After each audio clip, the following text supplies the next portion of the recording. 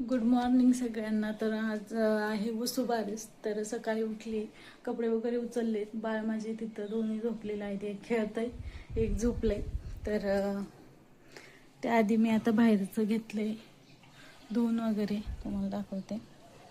तर बाहेरचं सगळं धुवून घेतलं आहे आणि आता हे सडाचा कलर मला टाकायचा आहे समोर. तर हे टाकून घेते आणि त्यानंतर मग बाकीचं घरातलं काम उरकायचं आहे, स्वयंपाक वगैरे.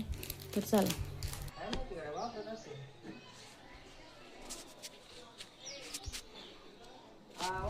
तर अति काही संकटात नाही. पौराला आंघोळ घालायला गेले, कपडे घ्यायला गेले, त्याचे बास्केटच माझ्याकडून पालती झाली. तर इकडे एवढा राडा आहे. त्यानंतर मला किचनमध्येही भरपूर काम आहे. तर इकडे एवढे भांडे वगैरे घासायचे, तिकडे डबे वगैरे घासायला.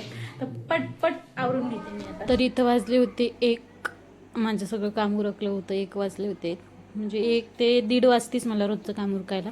याचा डिटेल व्हिडिओ मी यूट्यूबला टाकलेला आहे, तिथं जाऊन नक्की पहा. तर त्यानंतर मग माझे इथं मी घासलेले डबे तसेच जाळीत ठेवते, कारण की संध्याकाळी तेच लावायला घ्यायचे. कमी पडले तर मग एक्स्ट्राचे डबे घेते. तर त्यानंतर मग मी अशी रेडी झाली होती, साडी घातली होती. म्हणलं चला पूजा मांडायची तर साडी घालूयात, खूप दिवस झाली घातली नव्हती म्हणून मग इथं साडी घातली. त्यानंतर मग वसुबारसची सर्व पूजा करून घेतली मस्त. तर याचाही पुढं व्हिडिओ मी यूट्यूबला सोडलेला आहे, तिथं जाऊन नक्की पहा. आज दिवसभर मी किती कामं केली आणि कशी कशी केली आहेत. तर त्यानंतर पूजा दाखवते. व्यवस्थित मस्त अशी पूजा करून घेतली. पूजा केल्याच्या नंतर घर खरंच खूप प्रसन्न होतं आणि आपल्या मनाला एक प्रसन्नता वाटते, फ्रेश वाटतं.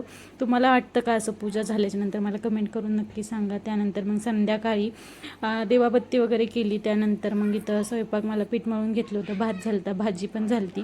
त्यानंतर नैवेद्य दाखवायला गवारीच्या शेंगा, वसुबारसला गवारीच्या शेंगा आणि ज्वारीची भाकरी, ती बाजरीची भाकरी असं दाखवतात. तर मग त्याचा नैवेद्य केला आणि संध्याकाळी दिवे लावले.